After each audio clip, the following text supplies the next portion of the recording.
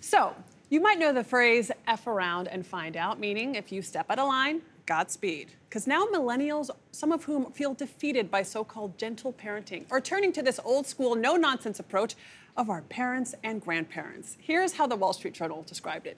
Didn't feel like having lasagna for dinner? Survive until breakfast. Left your toy on the floor again? Go find it in the trash, under that lasagna you didn't eat. Well, we wanted to call in a pro who has studied parenting all over the world, analyzing what does not work and what has worked for thousands of years. I am a fangirl of author Michaeleen Doucleff, who wrote Hunt, Gather, Parent, also known as The Bible in My House.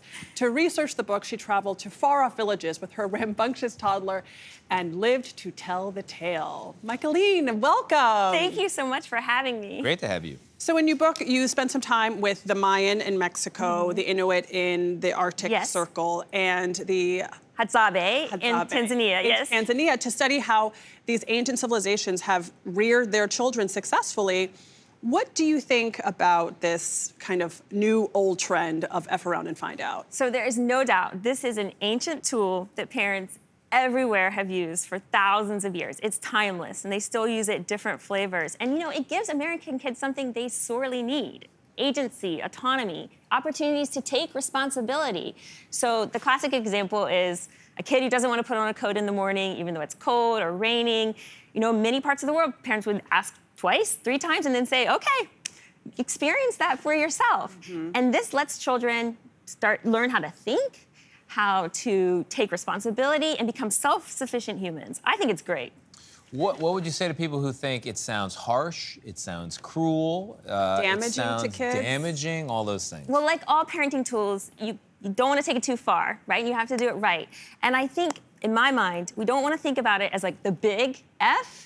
We can think about it as like a little F. So fiddling around and finding out, futzing around, so that when the stakes are really low, the mistakes don't really matter. So like in the kitchen, giving a child a chunk of onion and a dull knife and have them cut this onion, and then let them fiddle around, explore, experiment. And this is how kids grow. This is how they learn. So I think this little F is going to be much more effective with kids because it's a slower, gentler way of doing it. So years later, I still remember parts of your book vividly. You start out, you were interviewing a mother, a Mayan mother, and it's like 7:30 in the morning. Her 10-year-old wakes up, walks past them, and starts doing the dishes, and you go, what is happening?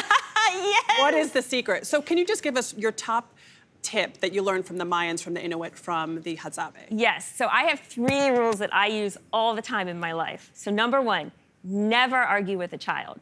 Around the world, adults never argue with children. They don't nag, negotiate, debate, nothing. If you feel like you're gonna argue, put your hand on their shoulder and say, you know what, I'm not gonna argue with you, walk away. If they're in danger, fix the situation. Number 2, include children in your chores. I'm not talking about their chores, making their bed, they're cleaning their room. Your chores, cooking, cleaning the house, doing the laundry. This is so key to raising responsible, but also proud and happy kids. They wanna be involved in our lives. Number 3, be quiet. In America, we instruct children, command them, praise, feedback all the time. And this is so stressful for a lot of kids, but also it's ineffective. I tell parents, look at your phone, give yourself 20 minutes, and in that time period, say 1 command to the child. Try it. It will reduce conflict and stress, and I'm telling you, your children will start loving you. And then if they don't follow the command and the 20 minutes are up, then the toy goes in the trash?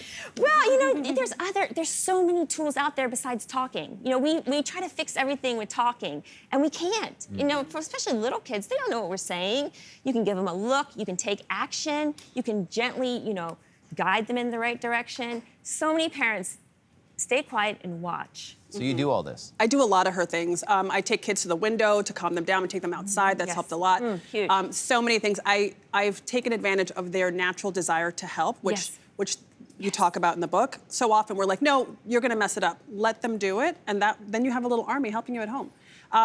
Quickly, your new book, what's it about? So my new book comes out in March. It's called Dopamine Kids, and it's about the times in our life now that these ancient tools don't work. So screens and ultra-processed foods. You need a whole new playbook for these. Man. So speaking my language, Michaeleen. So excited for that book. And the other book we were talking about, Hunt, Gather, Parent, is out now, wherever you buy your books.